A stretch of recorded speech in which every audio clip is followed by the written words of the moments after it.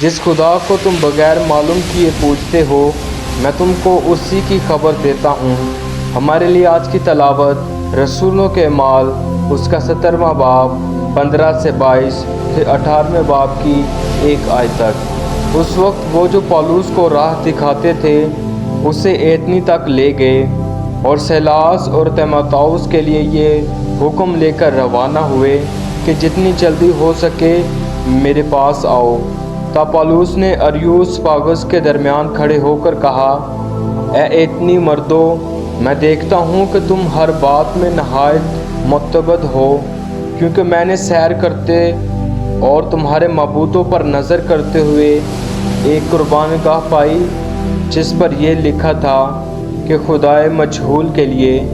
बस जिसको तुम बगैर मालूम के पूछते हो, मैं तुमको उसी की खबर देता हूँ जिस खुदा ने दुनिया और सब कुछ जो उसमें है पैदा किया।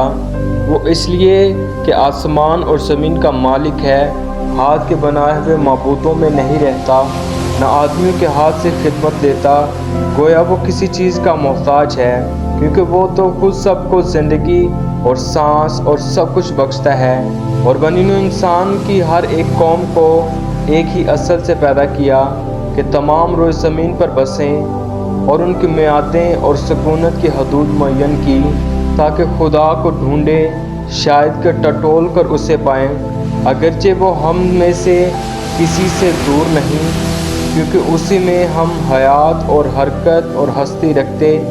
जैसा कि तुम्हारे शायरों में से भी बाज़ ने कहा कि हम तो उसी की नस्ल हैं। बस जबकि हम खुदा की नस्ल हैं तो मुनासिब नहीं कि ये ख्याल करे कि खुदा सोने या चांदी या पत्थर की मानिद है, जो आदमी के हुनर और तदबीर से घड़े जाते हैं। बस खुदा जहालत के औकात से चश्मपोशी करके अब हर जगह के सब आदमियों को खबर देता है कि तौबा करें, क्योंकि उसने एक दिन ठहराया जिसमें वो रास्ते से दुनिया की अदालत उस आदमी की माफ़ करेगा जिसे उसने मुकर्रर किया, और उसे मुर्दों में से ज़िंदा करके ये बात सब पर साबित कर दी है। जब उन्होंने मुर्दों की क़यामत की बात सुनी तो बाज़ ठट्ठा मारने लगे, और बाज़ ने कहा, यह बात हम तुझसे फिर कभी न सुनेंगे। यूँ पौलुस उनके दरमियान से चला गया, मगर चंद आदमी उससे